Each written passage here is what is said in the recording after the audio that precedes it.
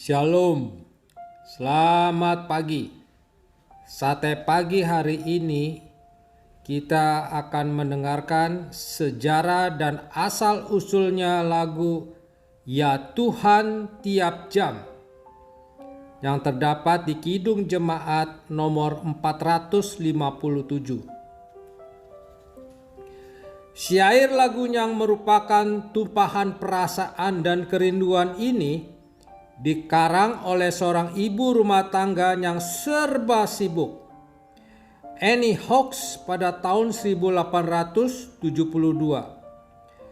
Annie Sherwood Hawkes lahir di Hoosick, New York pada tahun 1835. Di masa mudanya, dia nampak mempunyai bakat membuat syair, dan pada umur 14 tahun sudah secara teratur ia mengirim syair-syairnya ke berbagai surat kabar.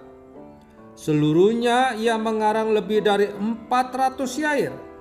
Tetapi syair lagu inilah yang paling terkenal sekarang. Pada tahun 1859, Annie Sherwood menikah dengan Charles Hawkes dan mereka mempunyai 3 anak.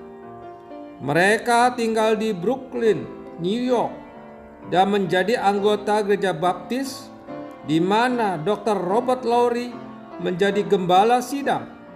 Pendeta ini pun seorang musisi yang sangat berbakat, lalu memperhatikan bakat Annie Hawkes dan memberinya semangat untuk terus mengarang syair.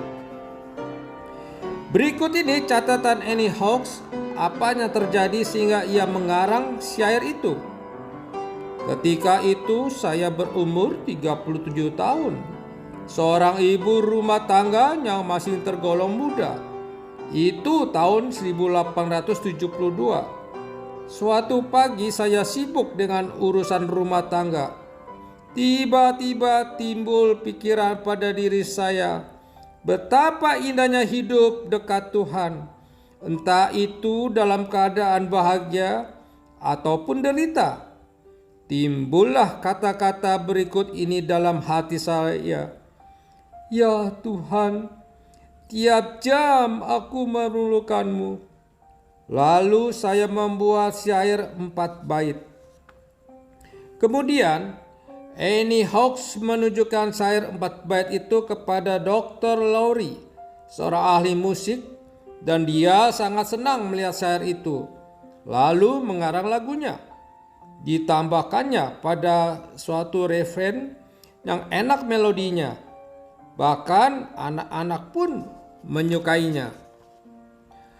Lagu itu segera masuk dalam buku nyanyian sekolah minggu gereja baptis di Cincinnati, Ohio.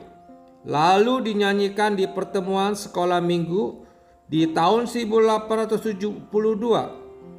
Kemudian lagu itu diperkenalkan oleh Ira Sankey dalam pertemuan-pertemuan Moody dan Sankey di Amerika dan Inggris, dan sangat disukai umat di seluruh dunia.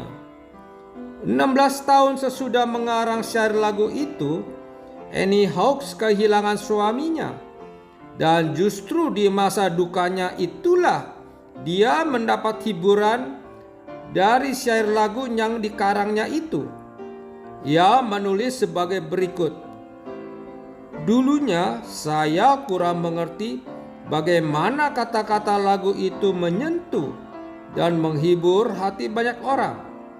Tetapi ketika saya sendiri ditimpa duka cita, saya merasakan penghiburan dari lagu itu. Pengarang melodi lagu itu, Dr. Robert Lowry, adalah seorang pendeta gereja baptis yang sangat berbakat dan dihormati oleh sebagai komponis.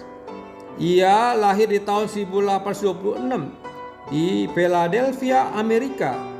Ia melayani cukup lama di wilayah New York dan selama 6 tahun menjadi profesor di Universitas Bucknell.